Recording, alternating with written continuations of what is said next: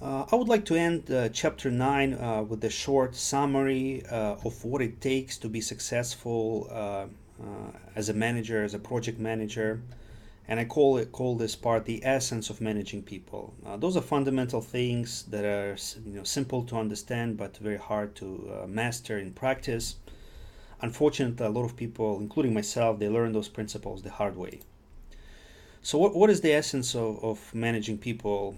Be it people involved in software development, hardware development, or any other team of people. So a project manager must first of all treat people with consideration and respect, right? It's something that is closer to people's personality and religion rather than their skills. But treating people with consideration and respect requires a lot of, I would say, self-discipline, self-development. This is one of the weaknesses that I had. I've noticed when I was younger, when I was starting out managing people, I was very impatient with them. And I remember my boss, who was an old man, he was always bringing that weakness up during my annual appraisals. He would tell me something like, he wouldn't say like, "Oh, you're disrespectful," but he would say something to me. He would say like, "Give people a benefit of a doubt, right? Start with good assumptions about people. Don't start with bad assumptions. Give them a chance to show themselves, to show their good side. Be patient with them. If you're patient, you can train somebody, and you can win a friend who will be working for you loyally, for years, right?" I think this is something that it's something that is easy to understand, but it's something that comes with maturity, with experience. So there's no easy way to learn that.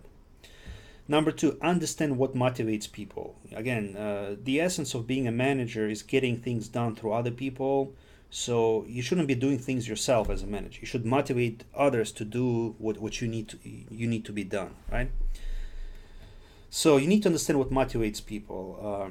I remember like another mentor of mine. He used to say something like that. He used to say that there are two ways of getting things done through people. One way is to approach it from the position of coercive power. You just force them. You're saying, "Do this or you'll get punished." Now, this is not a good way because eventually people will rebel against you. At the minimum, they will not like you. The best way to get things done through other people is to show them that whatever you want them to do is in their best interest. So this is where I always approach people, from that side. I'm trying to explain that somehow what needs to be done is in their best interest. If you persuade them in that, then they will do it, and they will do a good job. I remember my boss, one of my bosses, he was a master at that. He was a master. I've noticed he had this talent. Like he would, let's say, he wants somebody to do something, right? And I know what he wants to be done. I know that because we're working together. And he invites this person, and he starts this conversation, and this conversation kind of leads this person to kind of saying something like, "Oh, I think A needs to be done." So my boss is not the one who says that A needs to be done. It's this other person who says, "Oh, I think, with all those things that you said, I think A needs to be done." He was like, "Really? Oh, that's a good idea. So why don't you work on A," right? So he makes sure that people actually come up with those ideas, not him. Because when people come up with this idea that A needs to be done, it becomes their baby.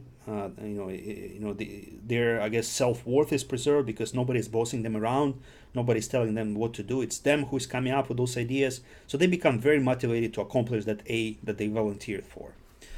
Communication is very important. Communicating in a clear, precise, respectful way, that's what gets things done.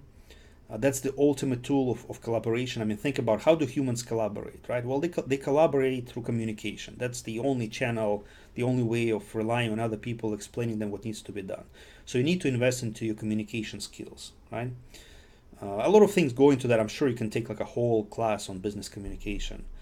But I think the main idea here is that you communicate in a way that transmits the right message from a rational standpoint, but also from that subjective, social, emotional standpoint.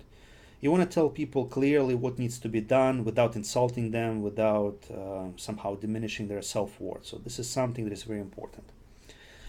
And this is the final principle. Focus on your goal of enabling project team members to deliver their best work.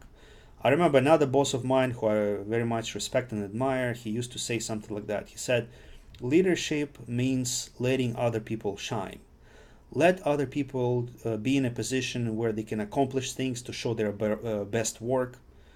let them earn their fame, their glory, and if they do that, that will be a positive reflection on you as a leader, right?